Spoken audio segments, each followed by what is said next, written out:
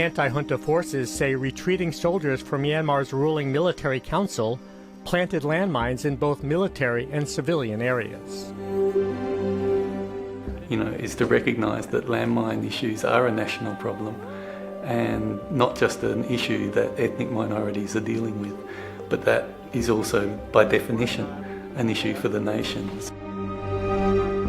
The father of 2 daughters was searching for firewood near his home in western Myanmar's Rakhine state when he stepped on a landmine.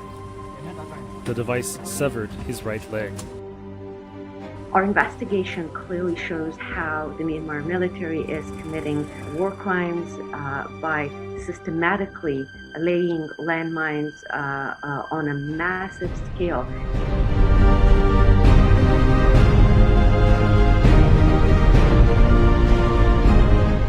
Thank you for taking the time to listen to today's episode. As you know, the current crisis in Myanmar is extremely concerning, and we appreciate that you're taking the time to stay informed. There is even value in just becoming more aware and helping to inform others. So please consider sharing this episode so that more people may learn about what is happening in the country. It's critical to ensure that this issue remains present in public discourse. But for now, let's get on to the interview itself.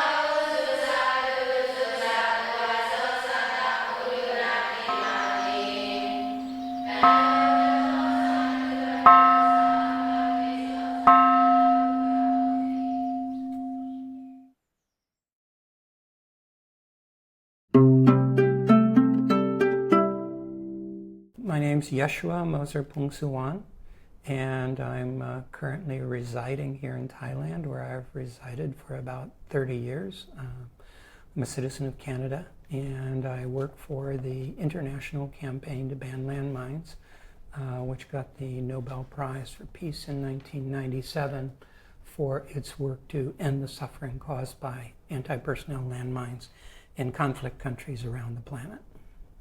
I think I first became aware of Burma or Myanmar through my meditation practice, which I was doing at that time at the Insight Meditation Society in Barre, Massachusetts. I did their 3-month meditation retreat there and learned about teachers in the Mahasi tradition. And shortly after that, this is the early 80s, I made a trip to Burma to visit the Mahasi Center, and I've regularly carried on a Buddhist meditation practice since that time. I spend about a month or more, when I can do it, in intensive meditation practice every year. And for doing work related to suffering on the planet, I think it's one of the most important types of self-care an activist can do. Because the suffering gets to you. I mean, you can't help but absorb it if you get close to it. And in the intensive meditation practice helps you balance that by seeing what needs to be seen within that suffering and not absorbing what doesn't need to be absorbed. I've been in situations of actual armed conflict and where weapons were fired at me, and fortunately none of them hit me. They were bad shots, but from that I had an experience of traumatic stress from the use of explosive weapons, and I gained a deep understanding through my meditation practice of what it was that I didn't. the stuff that comes up with that. You will have bad dreams, you'll have negative emotions that seem to come out of nowhere, and I don't need to identify with them because I know it's a normal reaction to an abnormal situation. And so my meditation practice helps me from taking on unnecessary suffering. Yeah, that's quite powerful. So we're looking now at this intersection between being an activist and a meditation practice. And as we were talking before this interview, I had referenced how I, for some reason that I don't quite understand, these seem to be somewhat separate communities when it's involved in Myanmar. I know many people in the activist field and political and human rights, and I know many people that are deeply committed to meditation in Burma and the Dhamma, but I don't know many people that are in both. And so what are your experiences, firstly, combining them and having a life that's dedicated to both of them very much so, and then secondly, in interacting with those communities, and if you have found that you're able to glide somewhat seamlessly between those two activities, or if it can be more of a transition at times. Oh, I clearly glide between them, and it's a seamless part of my life now because I've been doing it for so many years. I was an activist long before I learned about meditation, and the benefits of it were just very apparent to me. And so because of those benefits, I've integrated that into my life. And my practice of social activism and my practice of meditation are part of a whole as far as I'm concerned. I have seen that some other people don't seem to see that. Frequently activist friends don't see the value of meditation practice. I don't try to convince them to go meditate. I think they would benefit from it. I mean, kind of like Gandhi, my life is my message. I don't try to convince anybody about it. And mostly if people ask me about it, I give simple answers because people are really asking, how are you doing? They don't want a long discourse on meditative practices. If someone has a real genuine interest, then I will spend the time with them. But otherwise, I don't go there. Right. Well, this is definitely a time for one of those long answers of a genuine question and interest that's there, because it's also hitting upon my own life. And I think I came into this the opposite of you. You sounds like you came activism, human rights, political first, and the meditation followed. For me, it was the other way around. It was a deep interest in meditation. That meditation was a Burmese lineage. To better understand the meditation, I wanted to understand Burma. There was no way to understand Burma without understanding the history and the more recent human rights and such, and how that impacted meditation. And so where I sit now, I'm equally involved in both fields, even though it started as just a way to better understand my meditation and how it came to me. So then with your, you reference how you did come into an interest in Burma first through activism and meditation came later. Let's get to that activism part. What was going on in Burma that started to draw your attention and concern? Oh no, it was more or less the same way as you. It was because of my meditation practice that I became engaged in Burma. Okay. My activism was all dealing with other things. At that time I was still a U.S. citizen, and the Vietnam War had been my first activism because I refused to do my military service. And that immediately is a political education for a young man at those times. And then later I was engaged in counter foreign policy work in Central America and a variety of other types of activism in the United States until I left the country. And I first moved to Germany, became a part of a disarmament community there, and eventually later on became engaged in a meditative practice, and then went to Burma. And of course, from my activist mind, I immediately saw the political landscape there, because activists tend to do a fairly thorough political analysis. So when was that you started to become involved about what was happening in Burma, and what was it that in Burma that sparked your opening of engagement? I had been working as a human rights monitor in Sri Lanka, and a member of our board was the Thai activist Sulak Sivaraksa, and he invited me to become a worker at his non-governmental organization, the Santi Prachatama Institute, after my term of service in Sri Lanka was finished, which I did, and together with a colleague, Sitipong Kalyani, we were the co-directors of a educational program in the then liberated territory, so-called, of Myanmar, called Manipur. And we ran a educational institution under the National Democratic Front's Educational Committee to provide a possible alternative future for young people from a variety of the ethnic groups whose leadership was engaged in an armed struggle with the Central Burmese military regime of that time. Mm-hmm. Right, that's quite interesting. So that was the activity that sparked your beginning interest and engagement in Burma. Can you tell us more about that story? Tell us where it went to.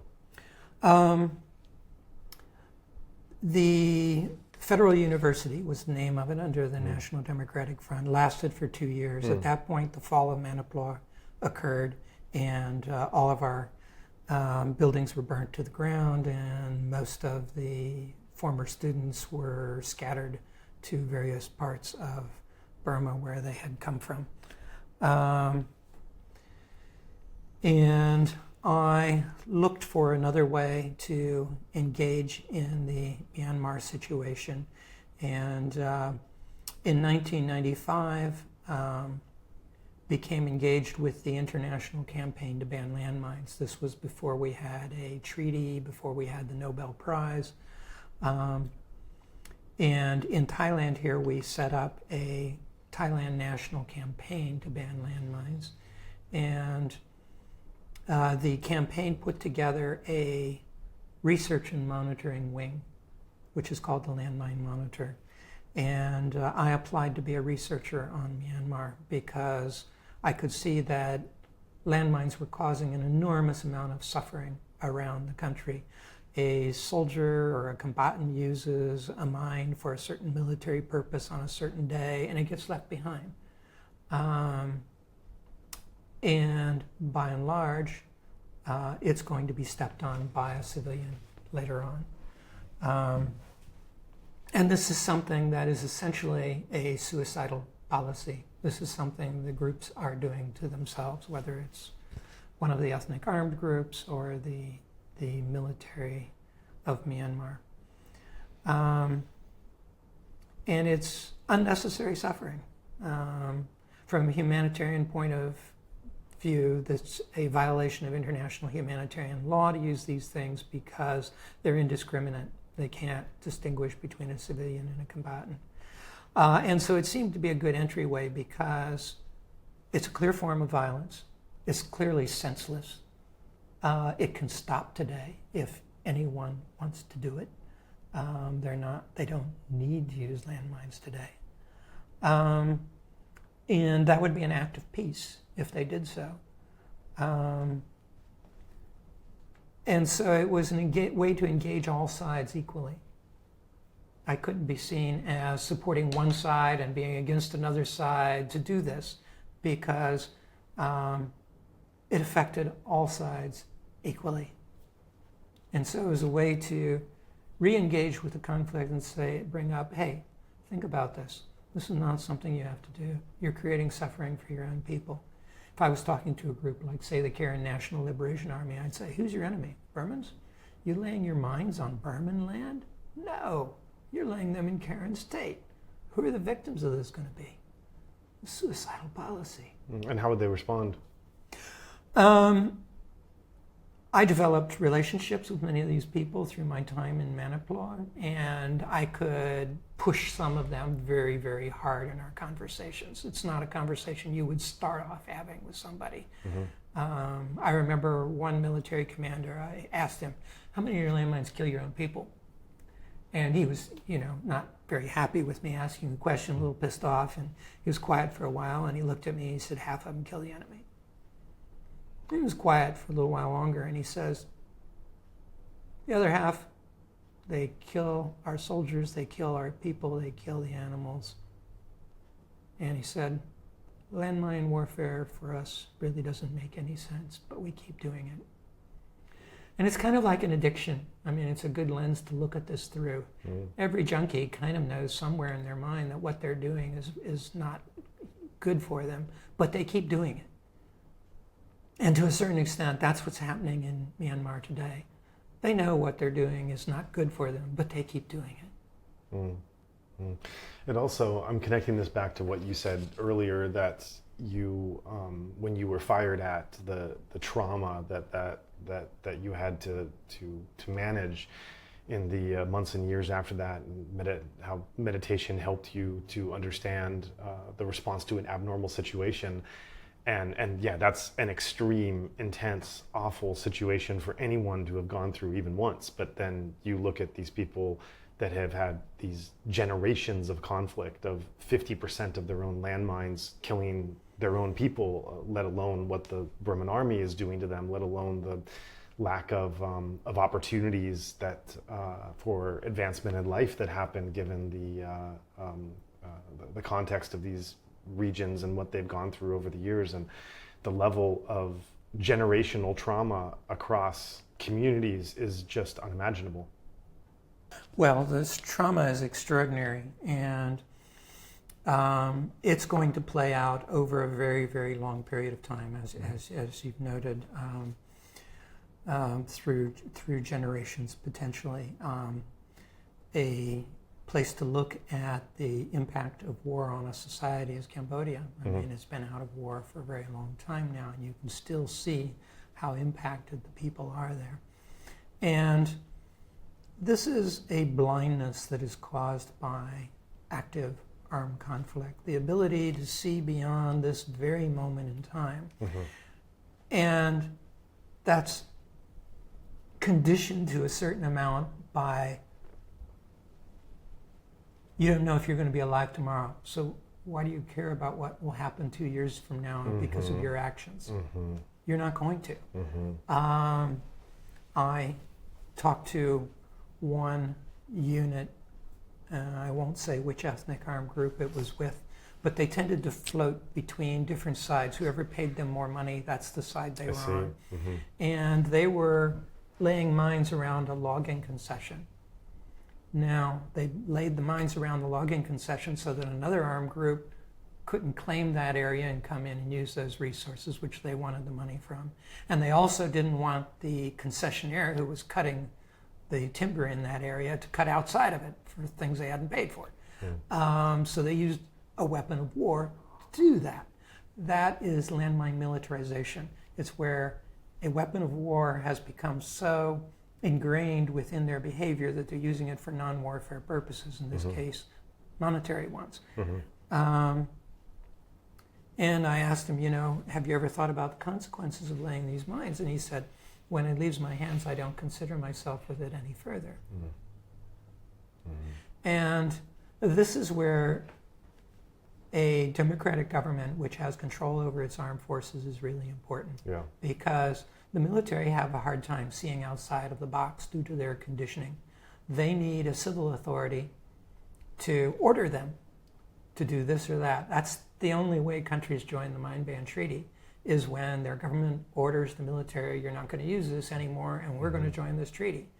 When the military is in the preeminent position, as is the case with Myanmar, or I would argue with almost any ethnic group in the country, you can't speak at this level.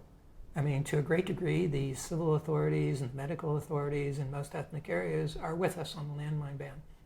But they're not calling the shots in their area. I also want to ask, so your involvement in Myanmar came through this university you were trying to set up. You did set up in Manarpla, and that's where you were active. You made many ethnic contacts, which then led to the work you did later. But this university, which you had set up with all this hope of the kind of opportunity it can provide, after they graduated, there were connections with a Thai university they can then attend. It was this glimmer of hope that in a region that has seen such darkness and devastation, you were bringing in professors to lead these classes. And I mean, then this university was literally burned to the ground after 2 years. And as you referenced before we started recording, most of the students that were involved in those initiatives, they are also not alive today. So not just the destruction of the buildings, but the devastation and erasure of lives as well. You can at least hope that the lives and the learning continues, but even that wasn't the case. And so when this happens, I can't imagine, that's another moment of trauma that I imagine, and I can't begin to know how it would feel to put this hope into an institution that was building for something, and then to have it really destroyed at every level. And so for you personally, when that happened, was there a sense of, did you respond with a feeling of resistance and iron will to even be, to push even harder at wanting to see the change you were looking for? Or was there a period of collapse and of failure or loss of hope? How did you transition from one to the other? Well, the destruction of the university had nothing to do with me. I mean, I was putting Sure. energy into building the institution and running it the best we possibly could, and do the things that people wanted us to do through it. So there was no sense of failure or loss on my part. And many of the students who we kind of tried to track through the years, the ones that we know about, perished from one thing or another later on. Also, my co-director is no longer alive. So these are things that happened over a period of time. I mean, the destruction of the institution itself, the buildings, was very rapid. The loss of the other people was a slower process over time. I mean, we can't be too attached to results. We do the best that we can, and we can't really know the results in advance that we will have. I've been involved in so many activist projects in my life, and in many of them, I had no idea the impact I was having on other people until 20 years later somebody comes by and says, you know, that workshop you did with me, that changed my life. I went on to do this and that and the other thing. And so I've got that background of all these incredible affirmations that I have received over time, because I'm a little older than you. and so that with that age, if I've gotten any wisdom at all, it is that I can't know the results of my actions, but in many cases, very good results will occur that are totally unforeseen. There will also be results that were less than desirable, but I know I did my best to make it a desirable result, and it was usually out of my hands. Yeah, right. Yeah, that's definitely a lesson I've learned from meditation. Personally, I was a bit more results oriented before that, but the profound learning I had through meditation was that you can't create the results of transformation and inner work that you want to see in yourself. You can just do the cultivation and then let go with the results that come. And that was a very powerful thing for me to also implement in real world settings. So then going back to the landmine issue, you talked about how you got into it and the genesis of your early work with wanting to be involved and why this was a logical next step for you. You had the contacts from your time in those ethnic areas, and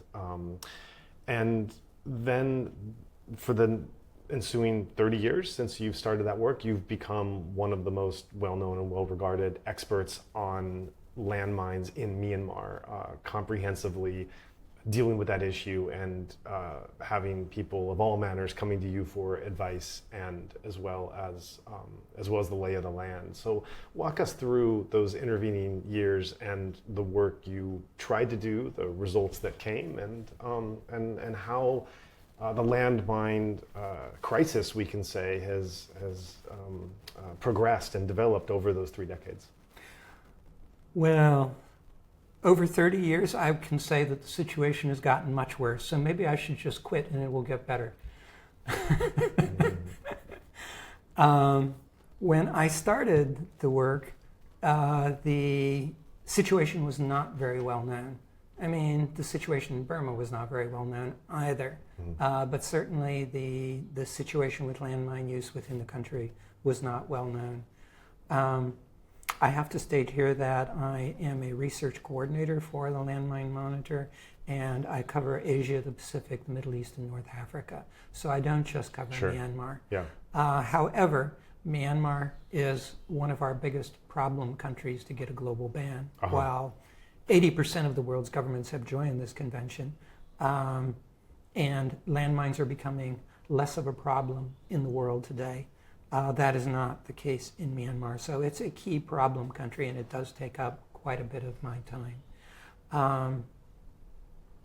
And when we started this process, I felt it was important to be as balanced as possible. And I believe that our report was the first one that used 2 names. Because if you use Burma, one side hated you. If you use Myanmar, the other side had hated you. Right. And I used Burma, Myanmar. And some other organizations followed suit, but I believe we were the first ones to do that. Also, I felt it was important that our report be in Burmese language. So from the very first issue, it was translated into Burmese every year and distributed as widely as we could distribute it, both within the country and in its border areas. And the first time I did it, we had to coin a number of words into Burmese that didn't exist before. So we worked with some university professors to coin those words and do it responsibly. And if you look at our report, it's heavily sourced. This is what we do for every country. People have to have absolute confidence in what we report. We have to be able to stand in front of governments and say, this is why we know this is the case. And so there are lots of footnotes on the bottom of every page. In the latest report, I don't remember how many it is, but I think it's like 180 footnotes in 30 pages. And the first time a Burmese saw that, they looked at the report, they were flipping through it, they were going up and down the page, looking at the bottom, looking at the top, and they said, this looks like an official document, but I know from the subject matter it's not. But when I read it, I can see where it comes from, and so I have confidence in what you've written. It was the first time they'd ever seen a footnoted publication. And so I thought about that a lot, and I realized I had never ever seen a footnoted publication in Burmese prior to that. I'm sure there must have been some. But I think we were one of the first international organizations to regularly produce reports on the country in Burmese language with footnotes. A lot of the reports, even today, that come out have 0 footnotes. There's a general fear in releasing information. And that is something that does need to be acknowledged. We should never, ever put other people at risk for our own activities. But I believe transparency is a power, and it's a power for good in most cases. So our report is as transparent as we possibly can make it. If there is a person who I feel would be endangered in the report, I discuss with them on how we can footnote it, and I generally try to show within the footnote, without revealing who they are, why they would have access to the information that I've stated. Sure. which allows the confidence to be maintained. So it's transparency with confidentiality that we do in the report. And that's important in a country with ongoing armed conflict and human rights atrocities. We used clever means to circulate it directly into the military regime, which I will reveal now on this recording for the first time in public. The Thai postal system has an agreement with the Myanmar postal system, and they have a thing that's a card that gets stapled to anything that's sent, and the return postage is already paid, and somebody has to sign for it. So we would send directly into the Tan Shui, the head of the SPDC, and others, and we would get back the card that showed that supposedly it reached where it was supposed to go, and we had a record of that. Well, I did find out later that the military had read this, and many years later, like, I don't know, this must have been 20 years after our first report, I got an understanding of what the military thought about the report. An officer looked at me and he said, "Your report is fair." I'll take that. Although, for a genocidal regime to have an idea of fairness is a little weird.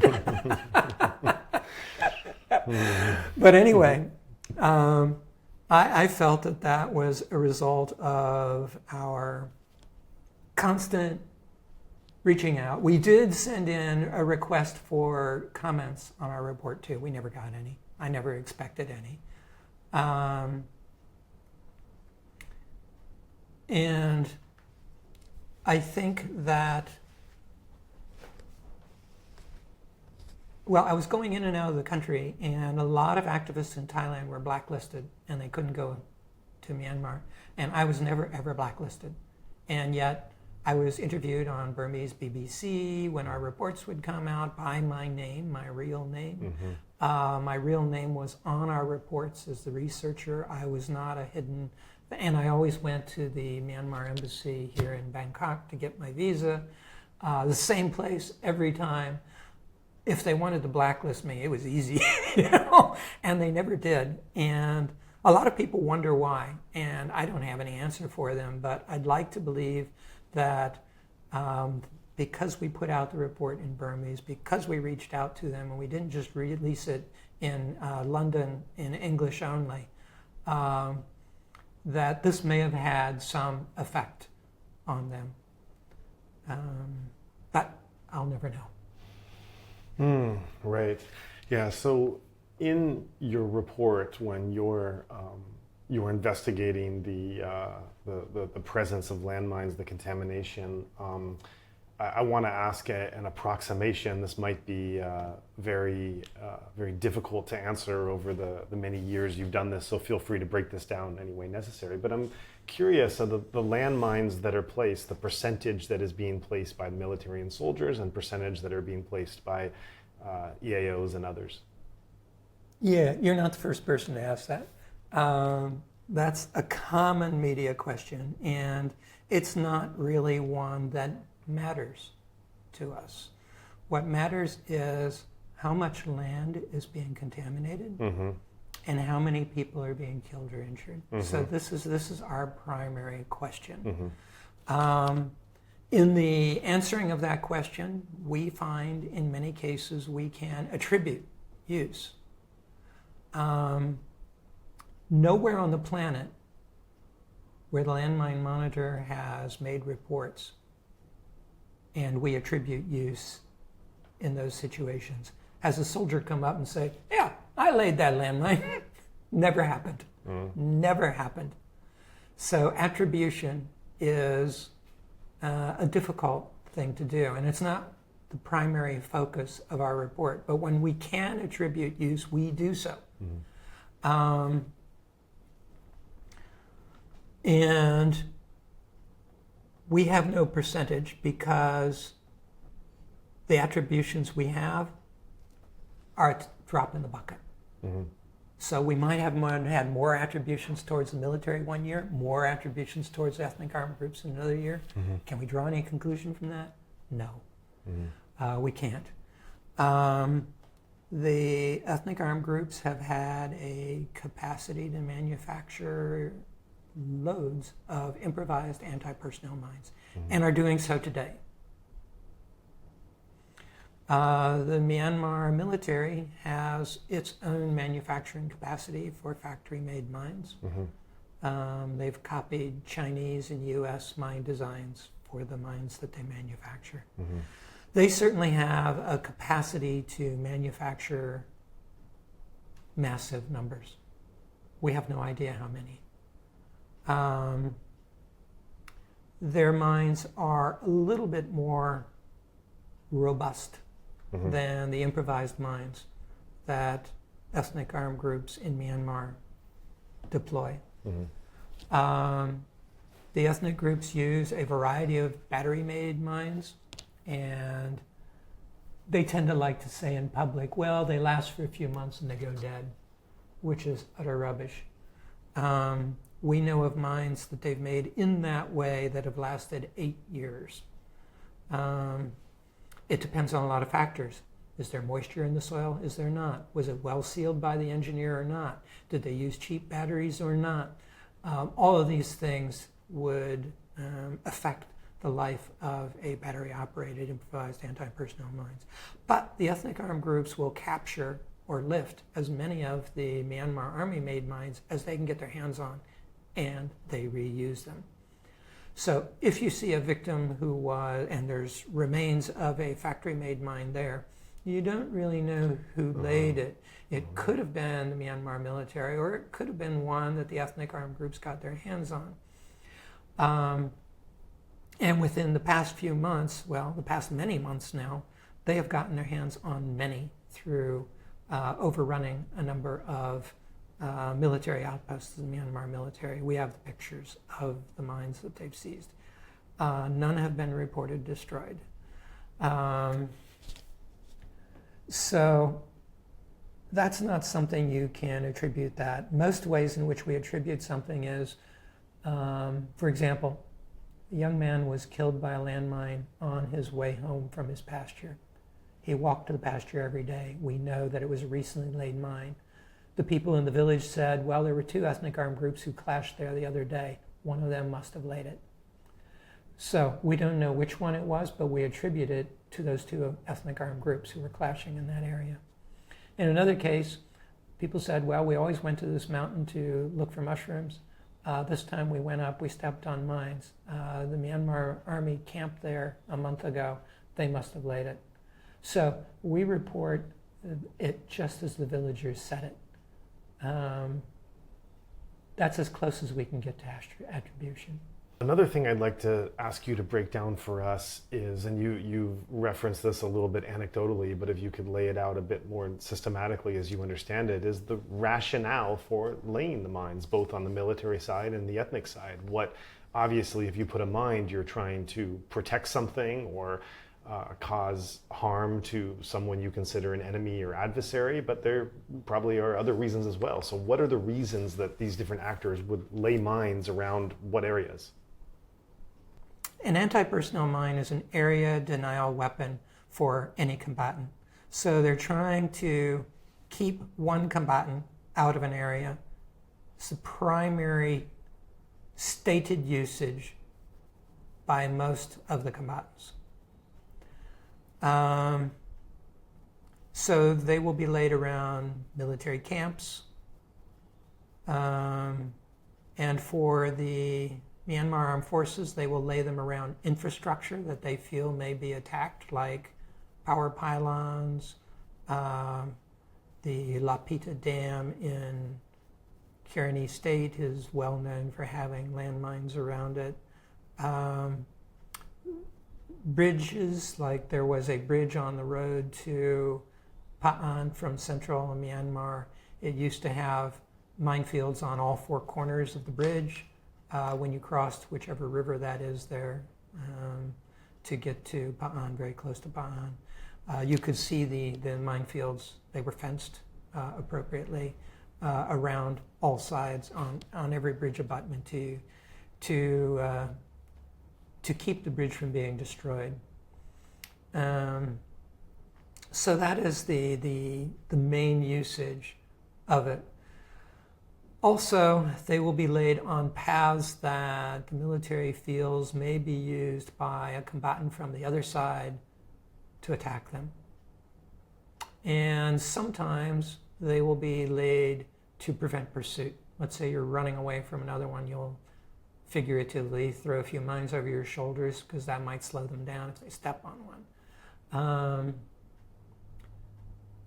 The latter two types are very problematic because it's not a purpose-laid minefield anywhere. Those are just out there, and in the future, they're going to be removed an arm and a leg at a time.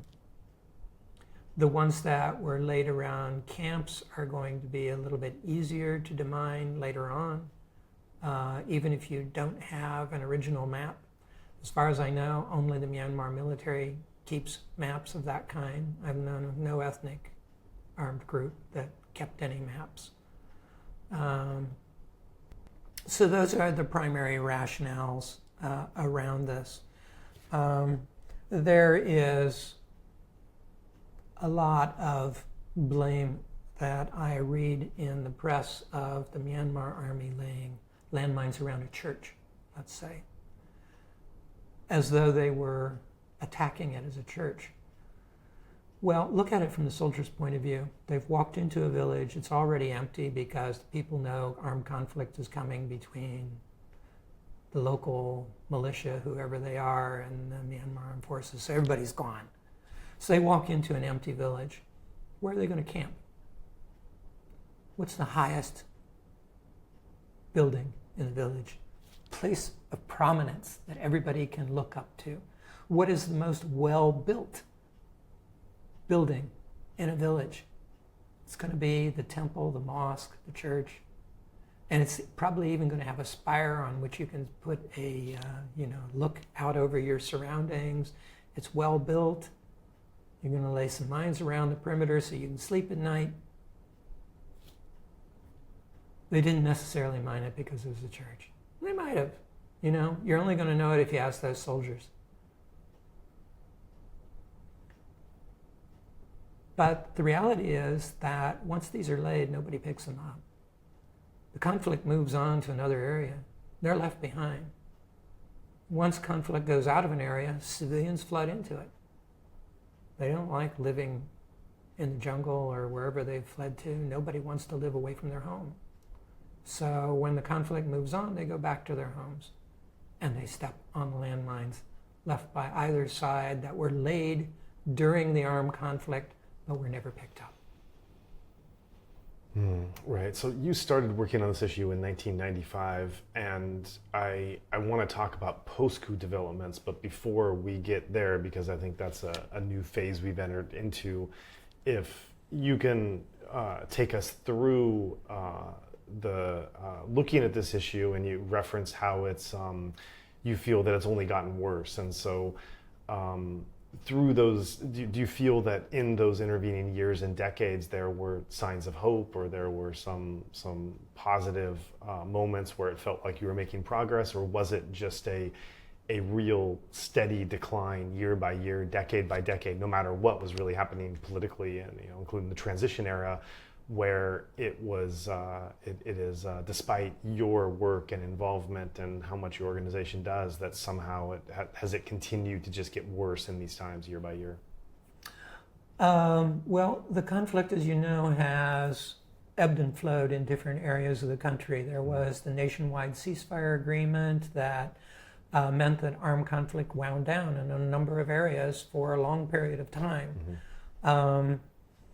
And so the conflict has moved to different areas of the country. What we can say as a constant is whenever the armed conflict becomes hot in any area of the country, more mines are laid in that area. Sure.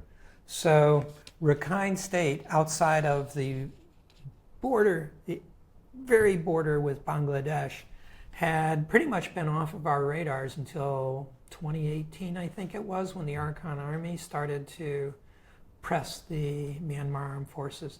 And then you started seeing landmine use throughout Rakhine State, and it's steadily gotten worse as the conflict has gotten hotter.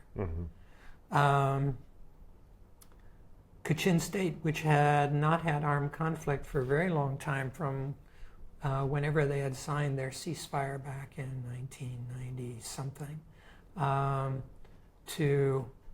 to the point in time shortly after the Constitution was, the military's Constitution was implemented, and they were asked to become a border guard force. There was no activity of mines being laid up there. So it's wherever armed conflict is the hottest. One place where it's been constant is Shan State. Shan State just has had continual landmine usage from the beginning up until now. It is the most heavily affected state from landmines in Myanmar. It has the most casualties. So it all depends on where the conflict is. And so you can say for some areas, mines weren't a problem for 10, 15 years, then became a problem. And so then how about post-coup? Obviously, you mentioned that if in hotspots you get the mine usage goes up. That's obvious, and we've seen since the coup, the whole country is really hot all the way around. It's a battle on every front. And so what have we seen with mine usage in the last 3 years?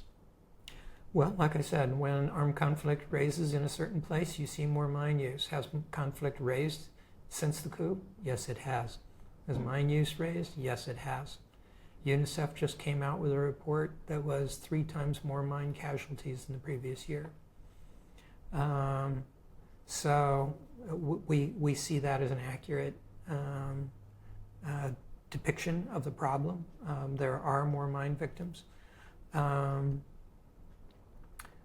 Interestingly, what we're seeing in 2024 is less reports of mine victims, and we don't believe that less reports is an accurate reflection of reality. We think that the internet shutdowns, the lack of electricity, and less reporters in the field are the reason why we're getting less reports now. Like for March, in our own casualty counting, we had a 3 times reduction over 2023 March. I don't think that's at all accurate. If anything, I think there are more casualties now. But for some reason, which we haven't been able to determine what it is, we're getting less reports. And it's not just about mines. Everybody I know in the human rights field says we're getting less reports. So it's universal that less information is coming out. I'm not entirely sure why at this point in time.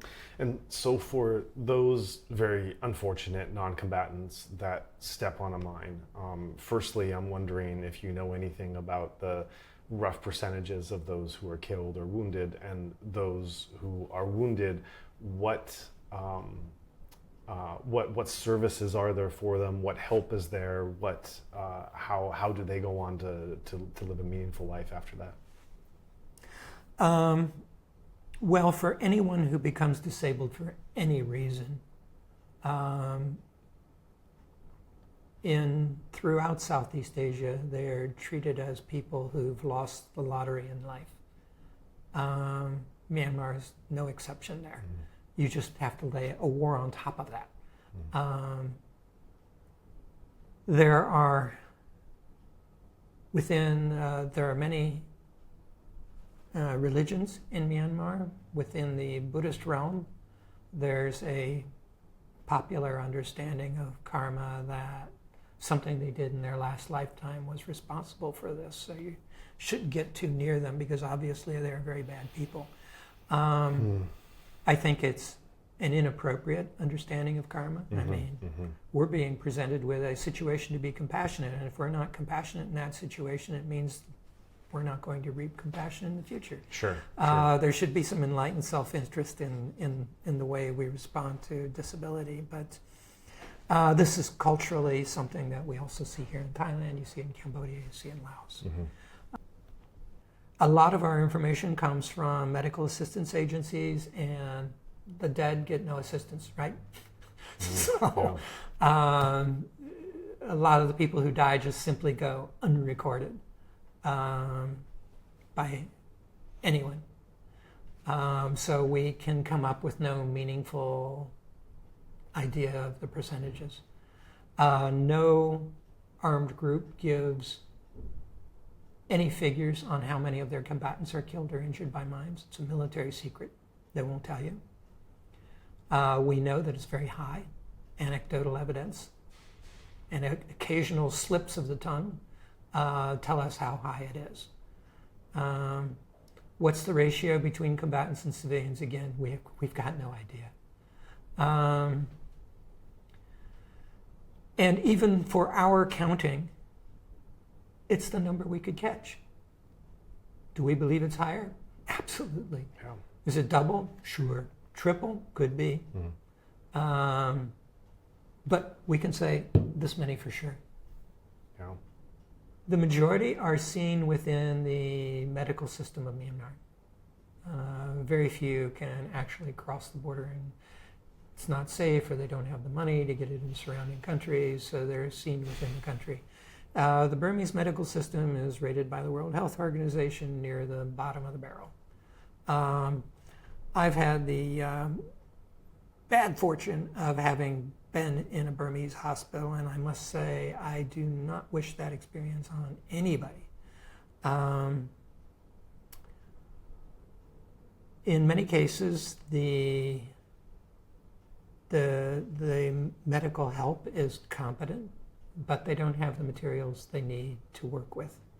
The family usually has to buy things on the market for the hospital to use, especially in the way of medicines. They probably don't have them within their hospital. They have to buy them and bring them to the hospital for the patient. But the vast majority are seen within the medical system in Myanmar.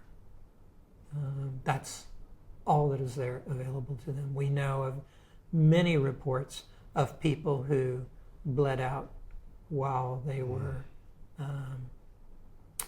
waiting to get any kind of help from their village, like people to carry them to a place, or roads were blocked and they couldn't get through, or whatever.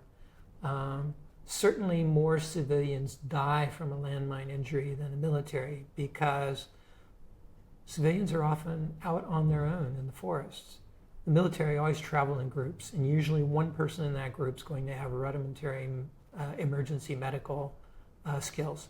And so the chance of survival for a person who is a soldier is much higher than it is for a civilian.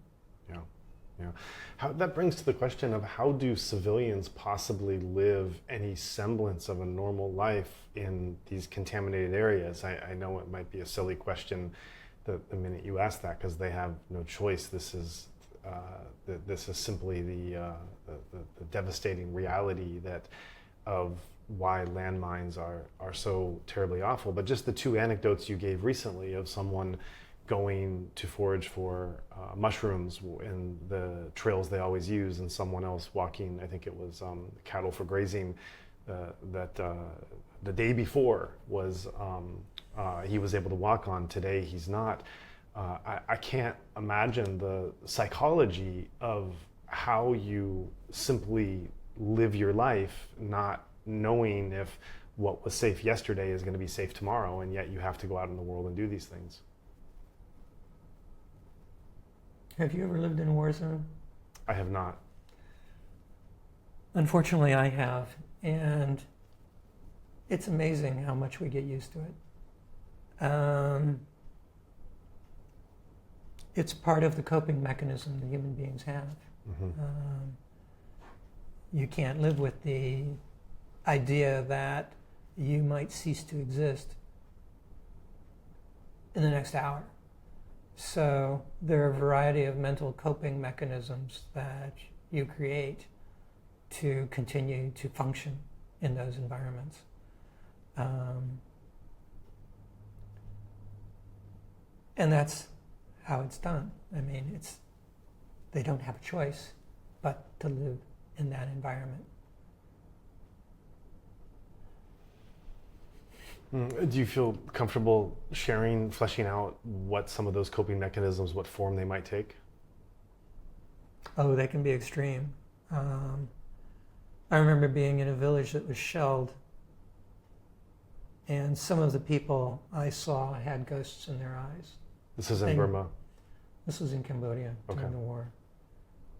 They'd mentally checked out. They just weren't there. That's not the case for most people. Most people are at least functional. I think it depends on the individual, how they do it. I mean, for me, the future was just darkness, and I've never experienced that in my life before, future being darkness. How long were you in this environment? 2 weeks. Mm-hmm. Yeah, I could come and go. They couldn't. Mm-hmm. But psychologically, for those 2 weeks, you felt yourself adapting to those extreme coping mechanisms. Yeah, the other one is the people around you. No, that's the big one. You depend on the people around you. If they still look like they're animate, you're animate.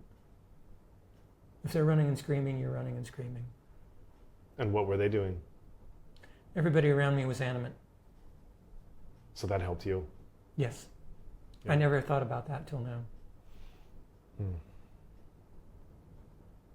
I wonder what it also must be like psychologically, where you're in these villages, you know the danger around you, and obviously over a period of time, today 2 landmines, tomorrow, next day nothing, day after that 1, next 3 days safe, next day 4 people, and these people, of these people.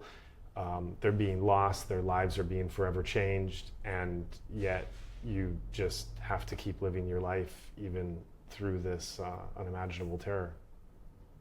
Well, much of it would be an assessment of the danger from armed conflict. I'm sure that most of them know danger goes up when there's armed conflict, and danger goes down when it recedes. And so if there hasn't been armed conflict in an area for a while, people will feel safer. Doesn't necessarily mean they are safe, because landmines can lay there for a very long period of time. And you can have 8 people. In one case, I interviewed a person who was stepped on a mine, and he was in the ICRC center in Pa'an. He's getting an artificial limb. And he was in a line of people walking to the water hole that they usually fished at. He was in the middle of the line. There were 8 people. He stepped on the mine. Nobody else stepped on it. Mm-hmm.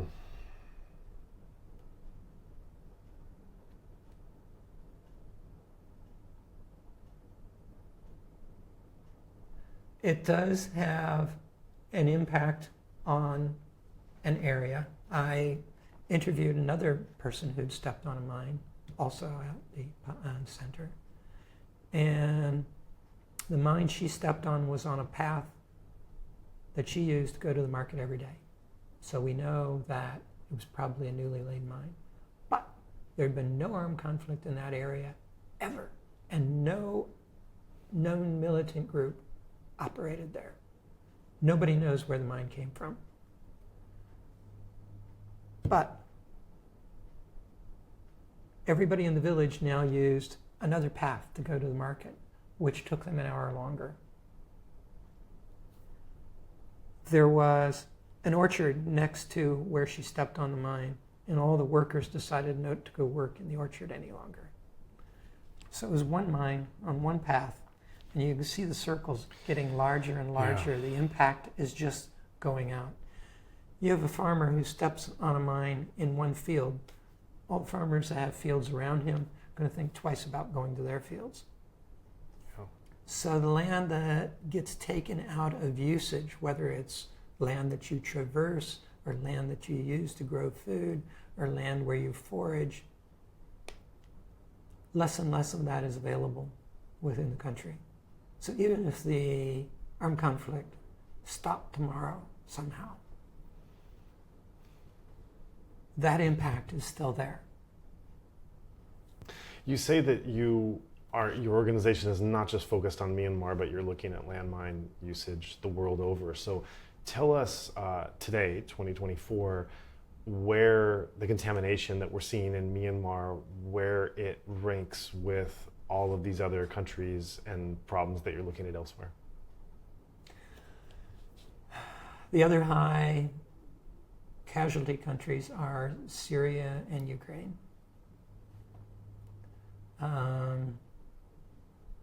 Landmines are not being used in the Gaza conflict. Yemen, they're being used in the Yemen conflict. In Sudan, which is a huge high conflict country, not much in the way of mine use. Sudan joined the mine ban treaty long ago, and all their stockpiles were destroyed as far as we know. So that may be the reason why they're not being laid in the newly ignited conflict there, somewhat newly ignited. In Ukraine, the use is pretty much one side. It's Russia laying them. Ukraine joined the mine ban treaty.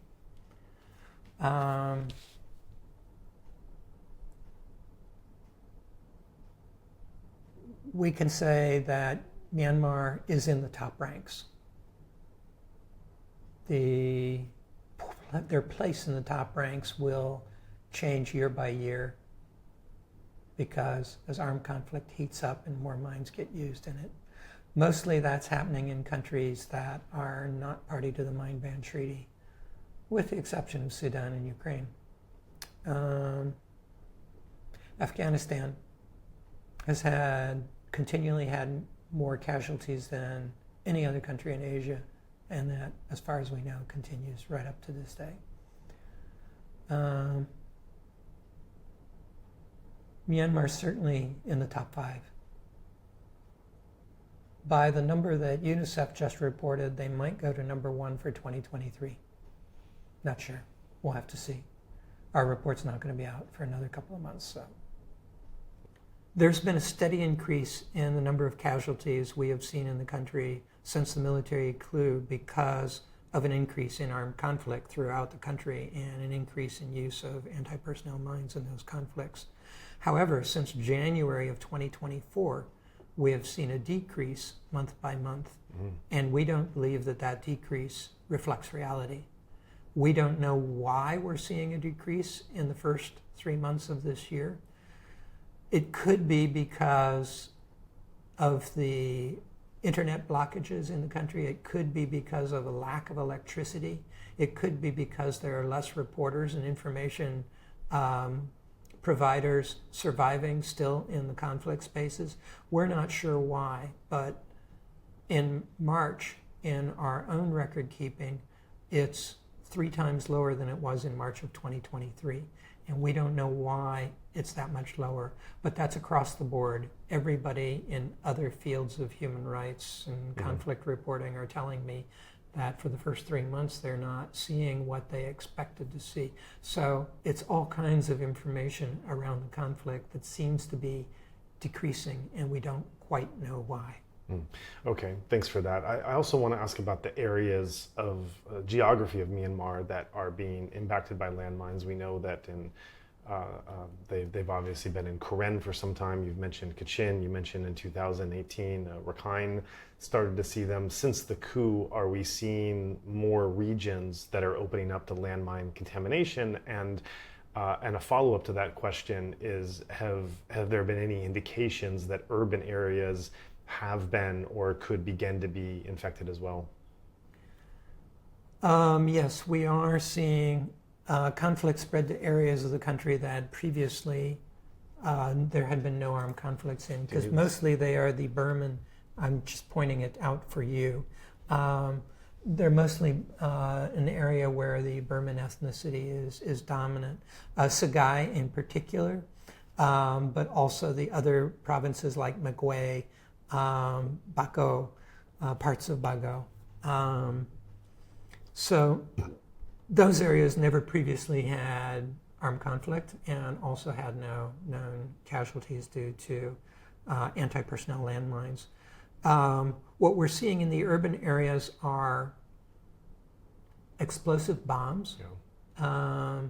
These are frequently in black plastic bags, and most of the victims are trash collectors or people who are scavenging through the garbage for something that they can sell or eat or whatever. And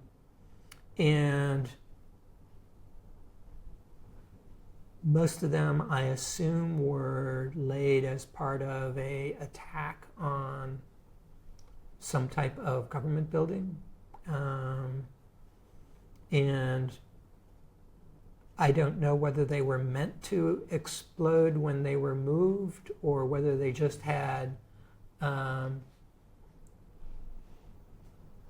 fragile components within them that made them explode when they were moved. But these are the types of victim-activated urban explosive devices that we are seeing.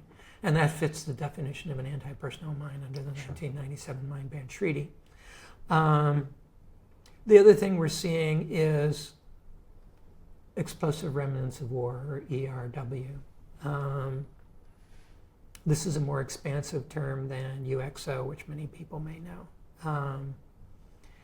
Because mortars, rocket-propelled grenades, rifle grenades, these types of things, when they're used, a certain percentage of them never explode. And there remain a potentially lethal explosive hazard in the environment, and that's a new phenomena in many areas that people have never had to deal with before. And so we're seeing an increase in the number of people injured and killed by explosive remnants of war. We also track that. We report on it separately. But the types of medical services that a person who encounters ERW or encounters an anti-personnel landmine going about their daily business is the same. The impact on them and their livelihood and their family is the same. I see. I want to move on to another issue, having looked at these landmines in some detail, because the other landmines is obviously what you're most well known in your background and your expertise, but you've also waded into, given your background of early your early entry into this whole area was, as you put it, avoiding the conscription of the Vietnam War, and then that opening up all of these other, in all other parts of the world, and forced military service, which of course is a hot topic now in Myanmar. And you've also promoted the ideals of nonviolent resistance, which is quite challenging to think through and quite sensitive to talk about in the Myanmar context today, where you have such a tyrannical force that's in power now. So can you tell us your thinking behind first forced conscription in whatever form it takes, and then we can get into the possibilities of nonviolent resistance? Well, first, you should never talk about it as forced conscription. I mean, yes, obviously they're forced to do it, but technically, legally, you shouldn't, because there is forced labor. And the Forced Labor Convention specifically allows conscription. It's not considered forced labor under the 1930 ILO Convention prohibiting forced labor. So basically, all governments have a right to conscript their citizenry. They have the legal ability to do it, let's put it that way. And it's no surprise that the 1930 convention was written by governments. They wanted to keep that ability to do that. So any government has legal ability to do it without violating the International Convention on Forced Labor.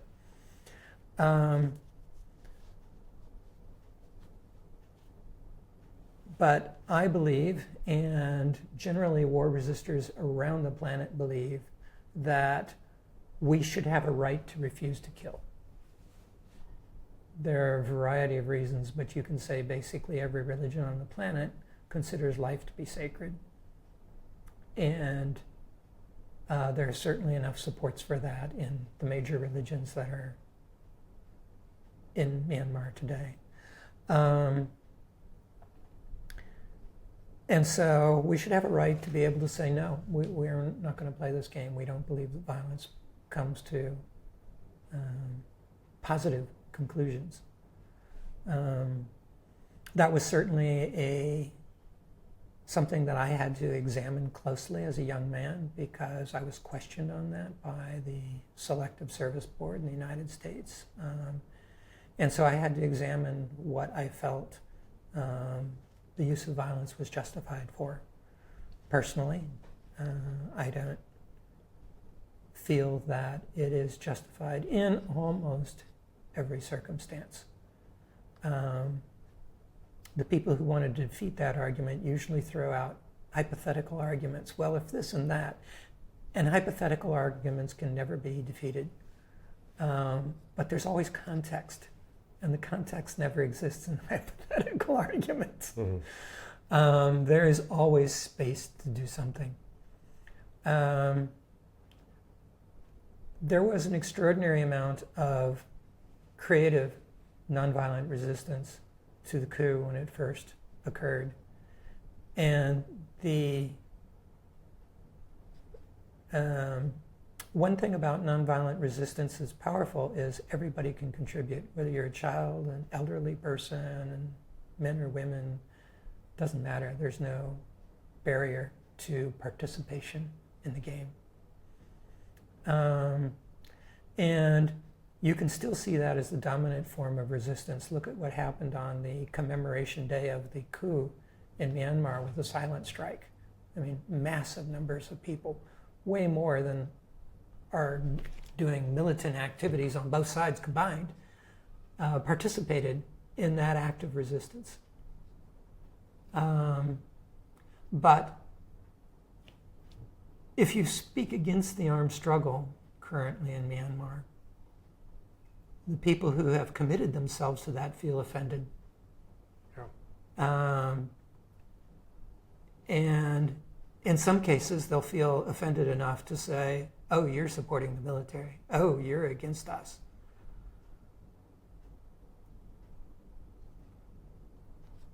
And it's quite possible to be against something, but also against the use of violence. And there should be space for people who want to make that choice. That's a personal choice people are going to make. I wouldn't counsel anybody on what their personal decision would be, but I would argue for the space for people to make that decision, and I do. So that's why I felt strongly to speak with others about it. Actually, I was invited into a conversation by others, and my voluntary activity and responses that group was strategizing about was to do an article for the international community. The article is called, "Is There a Right to Refuse to Kill in Myanmar?" And it was published by War Resisters League about a week and a half ago. It basically is for an international audience. People in Myanmar know the story there, but it states how many combatants have been killed in the conflict. So if you're going to become a combatant, this is something to think about. Way more combatants have been registered as killed than civilians at this point. And people being forced or coerced or encouraged by one side or the other to join them in killing the other side. And many people feeling caught, like, how can we get out of this situation? So we quoted a number of young people who were interviewed by Radio Free Asia and others within the article who were planning to flee the country, go underground, whatever, but not engage in armed conflict. And we felt that they should have that right. And I felt that the response by the National Unity Government was particularly unhelpful, because it essentially could be read as condoning attacking civilian parts of the current governance structure, whatever we want to call it, who have to carry out the conscription activities as a part of their job. I mean, many of those people, who knows why they're keeping their job? They may hate the military as much as anybody else, but they have 20 family members depending on their job, and they have to keep it. So assassinating those people, those are extrajudicial executions. There's no other way around it. I mean, people in Myanmar should reflect at what's happening with the people in the dock at the International Court of Justice from Kosovo, who were accused of killing collaborators. You know, what's that term mean? It's very vague. Are you a collaborator? Am I a collaborator? Could be. It's vague enough to capture anybody. And if you're going to punish someone, it should be under criminal sanction, and it should be straightforward. There should be lawyers. They should have their day in court. And if you can't provide that, you shouldn't be killing them. It's my opinion. Right. To push back against that just a little, that the day in court presupposes a working rule of law. And obviously, Myanmar is far from having a working rule of law. Obviously, the military courts, we've done episodes and looking at how these military courts are operating. I know you're not suggesting that the military courts can reasonably carry this out. We know that's a joke. And the NUG is, they are not a functioning normal government with land and institutions of their own control. Of the people that I've spoken to, the anecdotes that I've heard anecdotally about how some of these, what you're terming these extrajudicial killings are taking place, the stories that have been told to me are definitely not following proper legal procedures, because there are no proper legal procedures or institutions with which I think anyone can follow, but they've been described as, to me, as the closest thing to that. I've heard several anecdotes that have been similar in form, in the sense that there was an informant who was living in a neighborhood, and they collected evidence on that informant and his or her activities in carrying this out, and collected this for some time and felt very confident in the material that they had, that this truly was an informant, and then went to the informant to say, we know that you're doing this and you would better stop or you'd better leave the area. That did not happen. They went repeatedly asking to stop or leave the area. The person felt very secure in what they were doing and the military protection that they had, and were even sometimes boasting on social media about even who they were and what they were doing and how they were untouchable. They then took a next step of more serious threats, brick through the window or shots fired around the home, and still to try to just make this stop, because this is an informant who is putting everyone in the neighborhood at risk, no matter who they are, what their activities are. Anyone could be disappeared at any moment. And when it got to this point and there was nothing left to do, they then took out the execution. And as these stories were told to me, there was not any kind of self-congratulatory or pride in anything in this. If anything, there was it was the opposite of that. It was a real sadness and devastation, and even telling the story that happened. There was not anything that was happy about this event occurring. And as I think through that story and I put myself in that situation, I can't think of too many other things that they could have done that they didn't already do. I'm not justifying it. I'm not trying to argue their case. But as it was told to me, and I couldn't really think in the moment of, well, why didn't you try this? Or why didn't you just do this? It's an awful situation to be in. I don't know if I would have done the same thing. And again, I'm not justifying why what they did was the right course of action, but I do have to say that given the context of the absence of rule of law and of the situation and the context that they're operating under, I don't know what else they could have done to keep themselves safe. So I wonder what you think in situations like that. Okay, well, when I talked about it, I was specifically referencing the NUG making a statement that could have lethal consequences if it was carried out in the field, and they have no possibility of doing anything judicial, so they should be very careful with their language when they make such a statement, because they don't have a possibility of creating a judicial system right now. So are they just creating a system that will only allow for one option in punishment? So I think that the statement was a bit reckless. There are other things they could have said in condemning the conscription law. And as the case that you just put out, I actually read that article in the Exile Press, I think a year and a half ago, almost verbatim to the story that you just told. And we just have that person telling that story.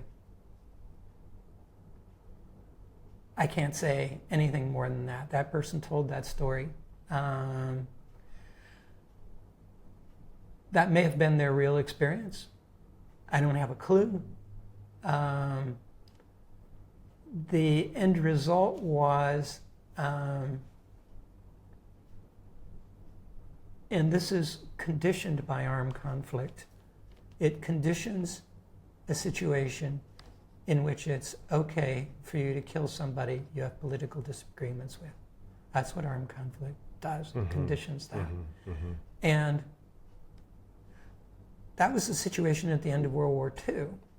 I mean, every political party had its own armed wings. That's why Aung San and his cabinet were assassinated afterwards, because the period of war had created a country in which it was okay to kill people that you politically disagreed with. And that's going to be the long tail of the current conflict. Let's say the military regime collapses tomorrow. We're still going to be left with the conditions that have been created of it being okay to kill people that you politically disagree with. I want to move to a follow-up question. Before I do, I just want to clarify the anecdote I was giving. They weren't stories I read. It might have been something similar you read. They're actually... Oh, it was almost verbatim from the one I read. Well, I have heard this story from 3 different people over the last 3 years describing 3 separate incidences, and each of those 3 anecdotes have followed that same, for whatever reason, they followed that same kind of progression. So they were just off the record conversations with friends and contacts that. From your meditation practice, have you noticed that the mind has an incredible capacity for delusion? Of course. Can you think that armed conflict would do something to that delusional capacity? I do. I absolutely do. But I balance that with questioning when you find yourself in these extreme situations. And this actually segues exactly into my next question, because you had talked about you often get these hypothetical scenarios which are not playing out in the real world, and so it's a bit hard to argue them. But I wanted to bring a real world example in, and this is, I'm sure you've heard this is always the example that's given when you're talking about when this topic comes up, and that's Nazi Germany. And that how when you're facing a foe that demonic and hell-bent on that kind of devastation and genocide of a people, there were nonviolent resistors. There were German nonviolent resistors, Austrian probably nonviolent resistors of that monument that you referenced. Those were they were wiped out. They historically, not in a hypothetical context, but in reality, that did not work, and it is hard to imagine. I would put forward the argument. I'm not a. Let me reference this by saying I come from a family very proudly where my grandfather, my Jewish grandfather, was a conscientious objector in World War II. Almost unheard of to have a conscientious objector in World War II. He learned Esperanto. He was caught in that idealistic generation that wanted to go to Spain and help overthrow Franco, but he went to World War II refusing to touch a weapon. And so that was the ethos that I was personally brought up in. So these are very difficult things for me personally to reference with the family pride of even a just war wiping out the Jewish race, that my grandfather refused to touch a weapon, and has told stories of actually helping one of the hardest things he had to do was to help a German woman give birth, because they are giving birth to another German in the world of where these Nazis are now trying to wipe out his people. So personally, that's where when I reference this example, it's very personal for me, because this was a just fight that my family did not fight, that they took part of and risked their life, my grandfather, my blood, but did not cause aggression in doing so. But still, looking at it historically, it's if the entire Allied effort was made up of people like my grandfather, I can't very well imagine Hitler being overthrown. So in that real life example, which I'm sure you've received many times, that was one example, that just war is how it's often described, that without the armed part of that, Hitler's not going away. So and obviously Mussolini and Hirohito with that. So how do you usually respond to that? Tyrants always fall. Hitler doesn't live forever.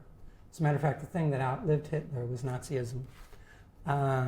Nazism had to be destroyed for the German people to survive. And I think Zionism needs to be destroyed for the Jewish people to survive today, because Zionism is doing a horrible thing in the Middle East right now. So the ideas last much longer. The military regime in Myanmar is not going to last, but the ideas that they have of Burman supremacy, it's going to way outlast the military regime. So there's always this idea of, we've got to do something now, without the long-term view. In some cases, the situation has become so violent that the only option is for it to burn itself out. There are usually many things that we could have done to have prevented it, and we are unfortunately very good at not doing those things.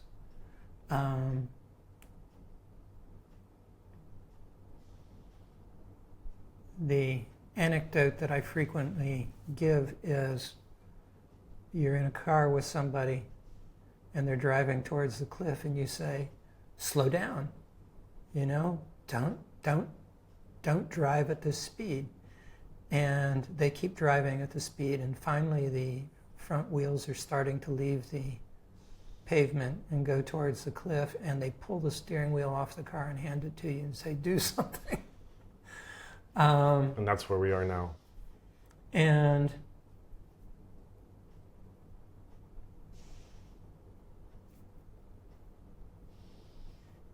if peace depends on killing 500,000 people, what kind of peace do you have at the end of it? You have something else. You have a process.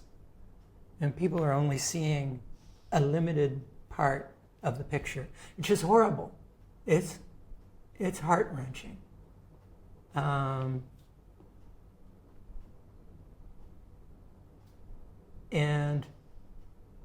in my opinion, and what I've done all of my life, is resist evil.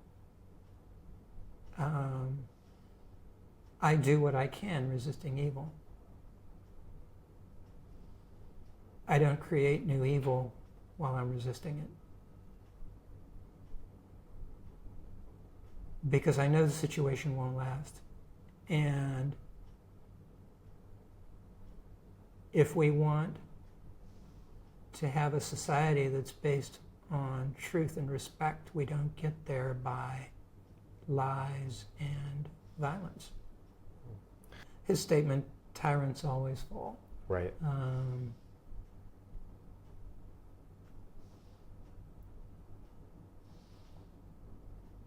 Is a very powerful one to keep in mind.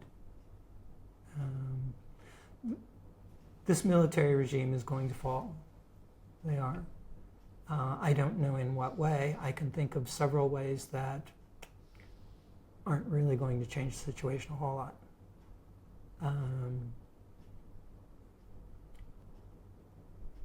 I will continue doing what I can to make the situation as best as it possibly could be. So for those listeners who aren't familiar with that reference, is my understanding, paraphrasing, pulling from memory, that Gandhi had made some reference encouraging Jews to passively accept their own slaughter at the hand of the Nazis as a tool for awakening their humanity, which we are definitely not calling up to reference in this situation. But that historical reference reminds me of when I was speaking to the Bhikkhu Bodhi on a previous podcast.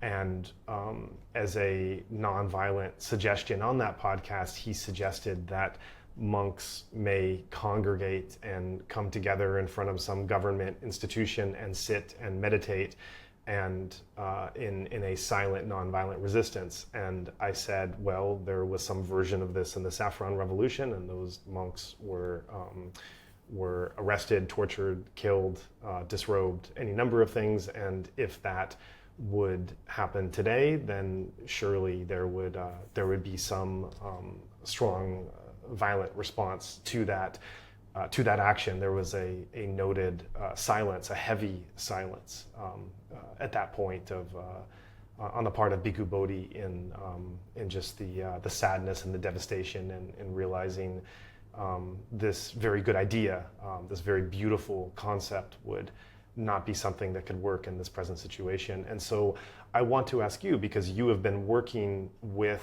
a number of Burmese actors on the ground who have, and again, I want to highlight you sharing that you are not going to them to try to educate or encourage them.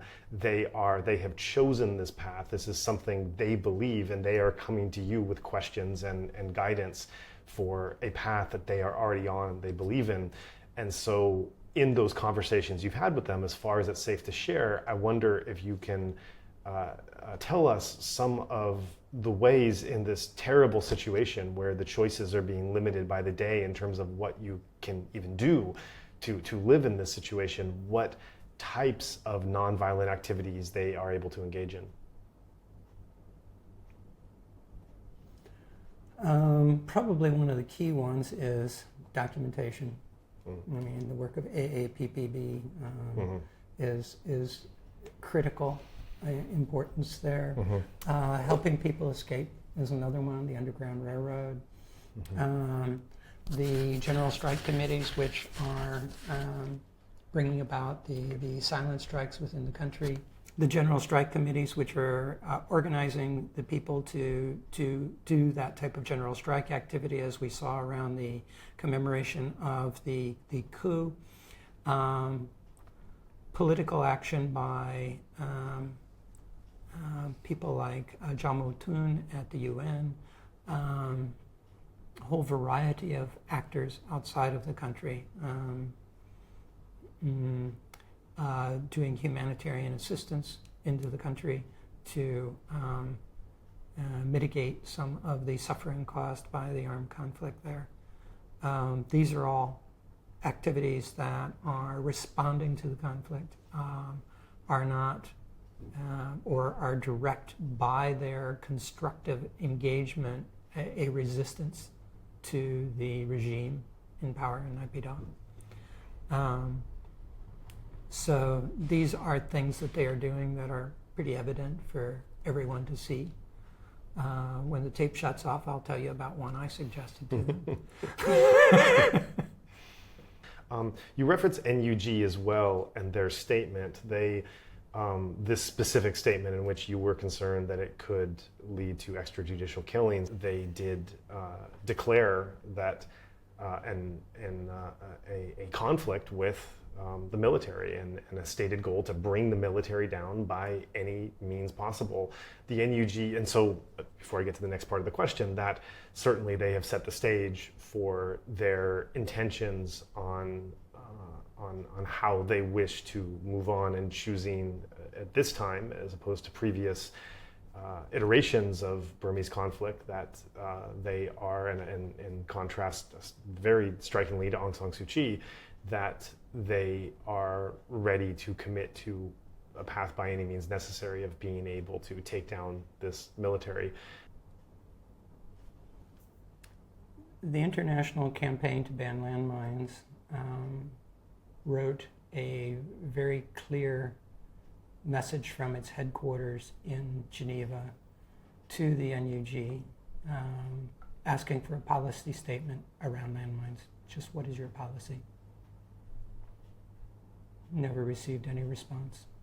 Not even, we received your letter, we'll discuss it. Nothing. Yeah. I know that they're struggling under difficult circumstances. That was disappointing.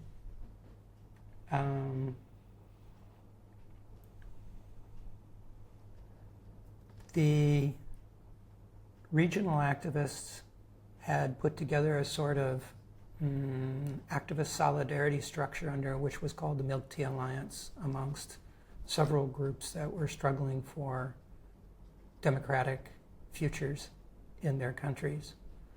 These were activists supporting nonviolent means.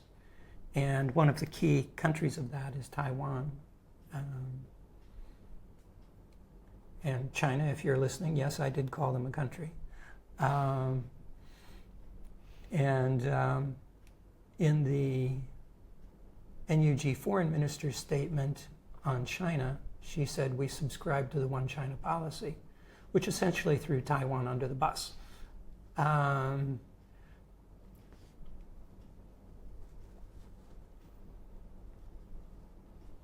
found, again, I was very disappointed. But those are personal reactions, and they were just some of the things that had come up for me. I don't have any regular activity with the NUG. Governments in exile are difficult to operate. I took a delegation from the previous iteration, the NCGUB,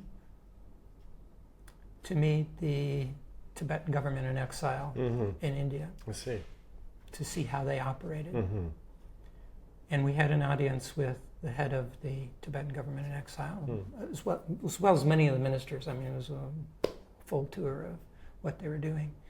And the Dalai Lama said to them, when we went into exile, the first thing we did was see to the welfare of our people by setting up an educational system. How have you done on that? And all the Burmese looked at their shoes.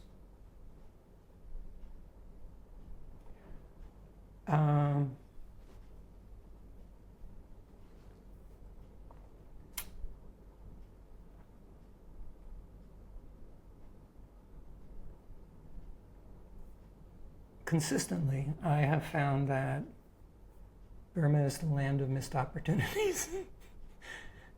And so it's no surprise that those go around at every level, in every place.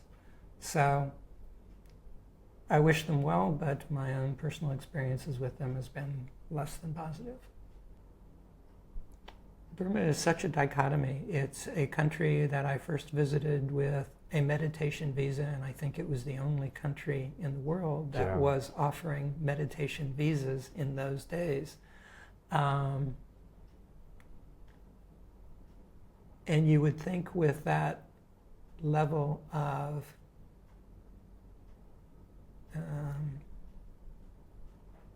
understanding of Buddhism, they would have been able to avoid the violence they're in now.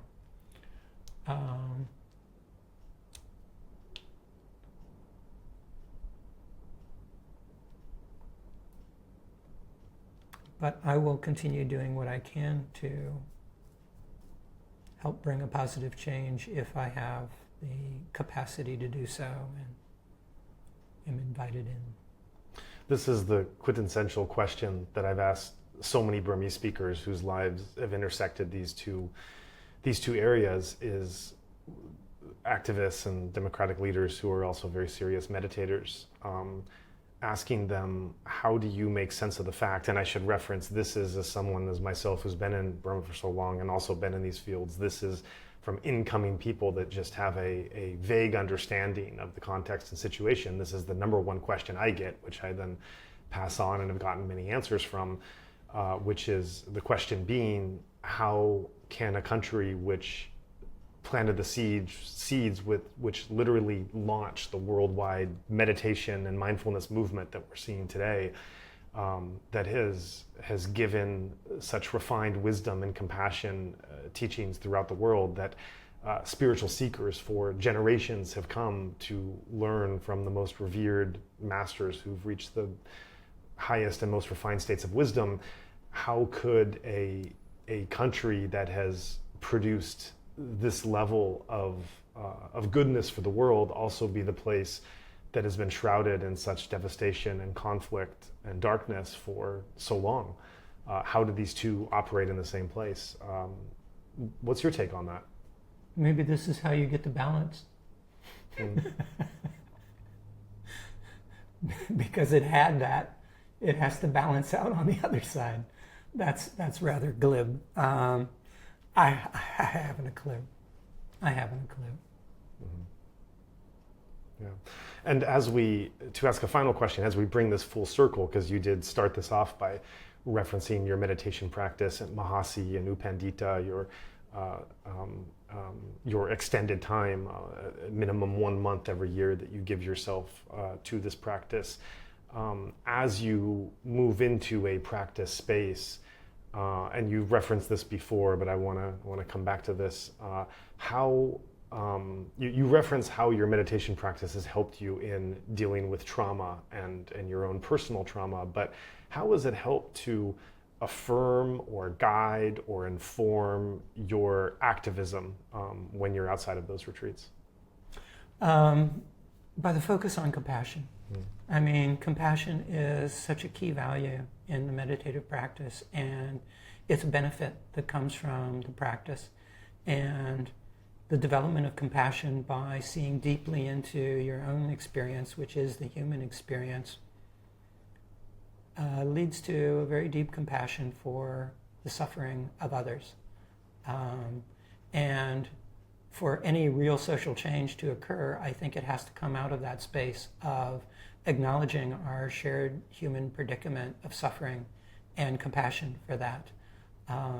And so that's what gives me the strength to continue doing what I do, is just the compassion that's developed during my practice. If I didn't do the meditation practice, I probably would have burned out as an activist a long time ago.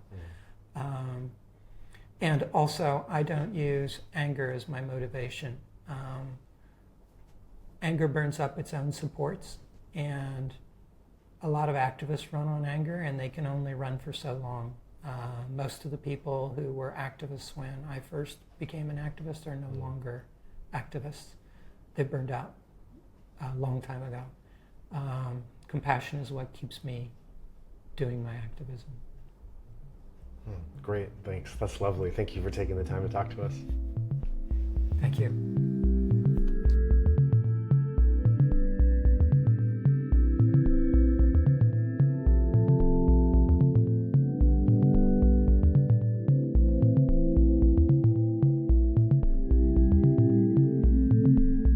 After today's discussion, it should be clear to everyone just how dire the current situation is in Myanmar. We're doing our best to shine a light on the ongoing crisis, and we thank you for taking the time to listen. If you found today's talk of value, please consider passing it along to friends in your network.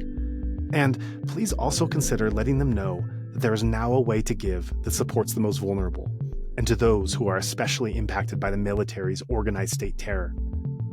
Any donations given to our nonprofit mission, Better Burma, will go to the vulnerable communities being impacted by the coup.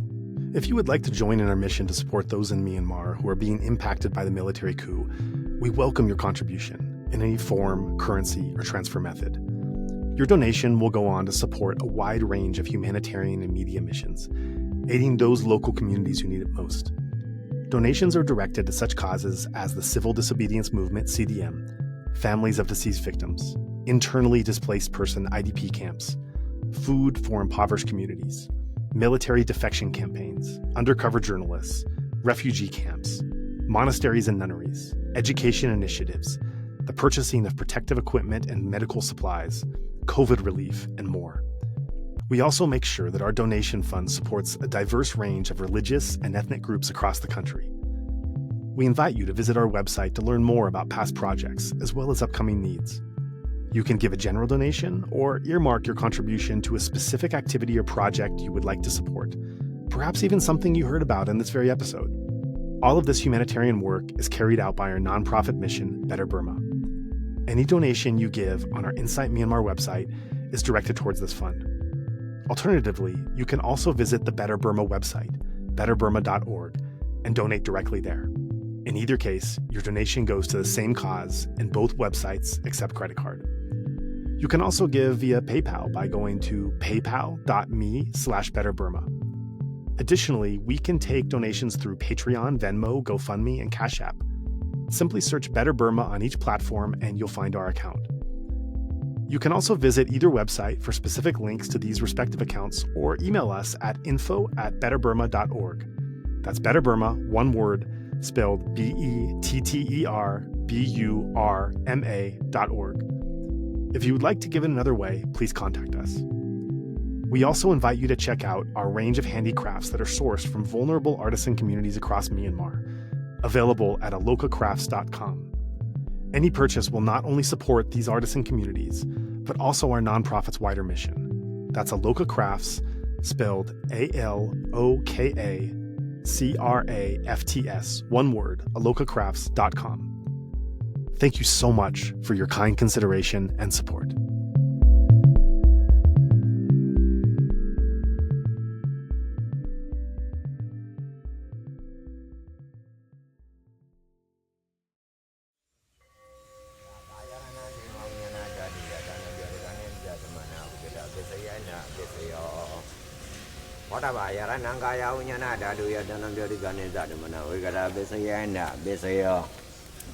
Oba yarananda dayananga yaranaya dayanam poda yaranam no